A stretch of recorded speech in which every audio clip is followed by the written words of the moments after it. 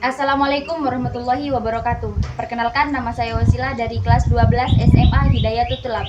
Baik, di sini saya akan menjelaskan tentang jurnal umum. Nah, di sini sudah ada contoh soal jurnal umum.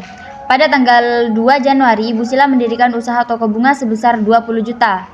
Pada tanggal 4 Januari, membeli perlengkapan seharga 3 juta. Pada tanggal 6 Januari, membeli peralatan seharga 800. Dan pada tanggal 7 Januari membayar beban listrik seharga 400. Pada tanggal 8 Januari membayar gaji karyawan sebesar 1 juta. Dan pada tanggal 10 Januari mengambil uang tunai sebesar 3 juta untuk keperluan pribadi.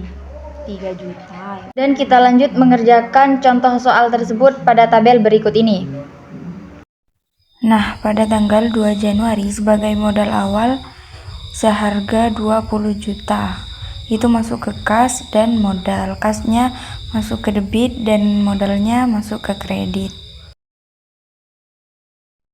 Dan pada tanggal 4 Januari membeli perlengkapan seharga 3 juta.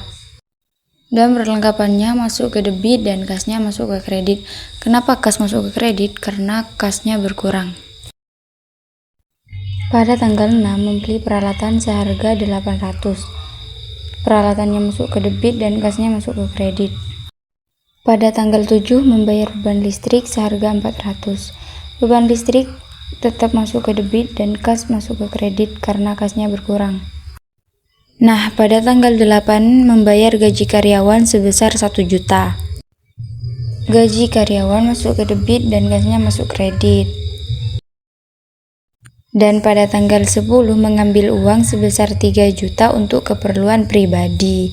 Nah, untuk keperluan pribadi tersebut masuk ke Privo masuk ke debit dan kas masuk kredit. Dalam jurnal umum, aktiva yang berkurang masuk ke kredit.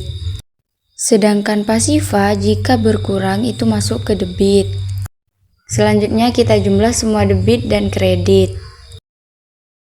Dan jumlah keseluruhan debit dan kredit 28.200.000. Dua-duanya harus balance ya. Oke, selesai. Sekian penjelasan dari saya.